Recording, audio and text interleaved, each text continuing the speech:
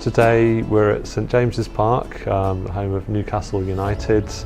and the plan for today is to run some focus groups with football fans and some co-design sessions to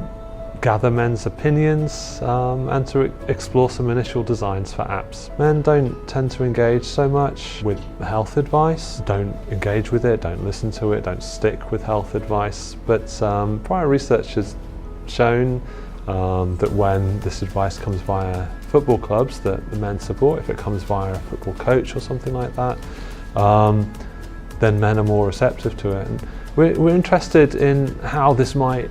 transfer to the app world, how football-related apps themselves might deliver health advice that men would listen to, that men would stick to,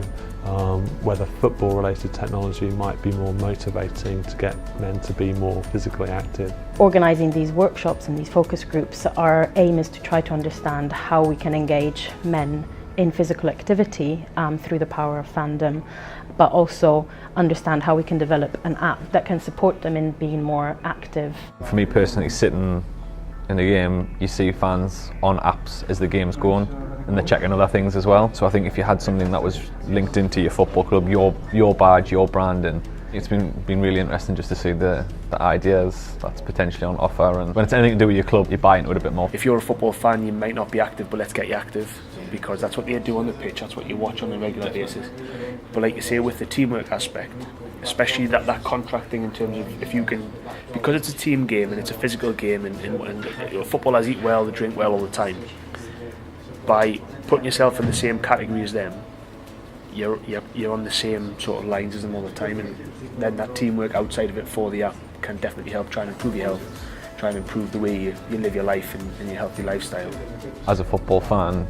it comes down to competition at the end of the day, really. So then when you add that little bit of competition element, however that's broken down at whatever level, I think straight away it makes things more interesting. It gets you thinking about it, where sometimes you don't. It is the easy option just to think, I'll not bother. But when you're meeting people and you're talking about it, you think, actually, I probably should be more aware of my physical health, my mental health, and as a whole, my whole lifestyle, really. We have started already developing a prototype of the app that is combining physical activity data, so it tracks your steps, and it also asks you to fill out a mental well-being questionnaire and gives you a score for that. And the idea is that you can review that information every week and try to make an understanding of your own experience of how physical activity impacts your well-being. We're hoping that these focus groups will help understand what particular behaviour change techniques we might want to include in an app like this, and understand if there are any particular behaviour change techniques that are specific to football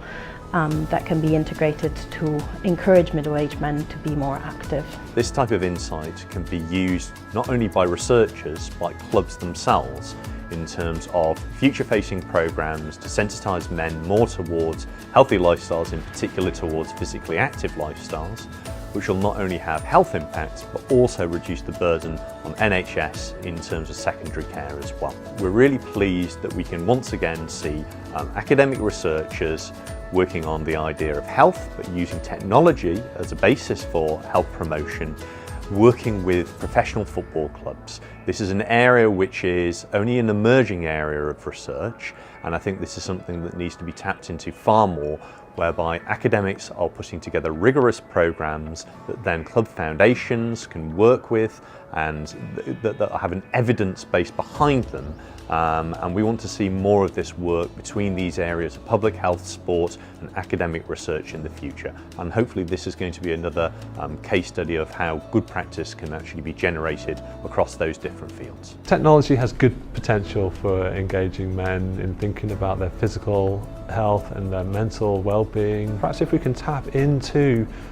football and men's passion for football, then perhaps we can draw people into thinking about physical activity that haven't really done so before, or thinking about mental well-being and they haven't before.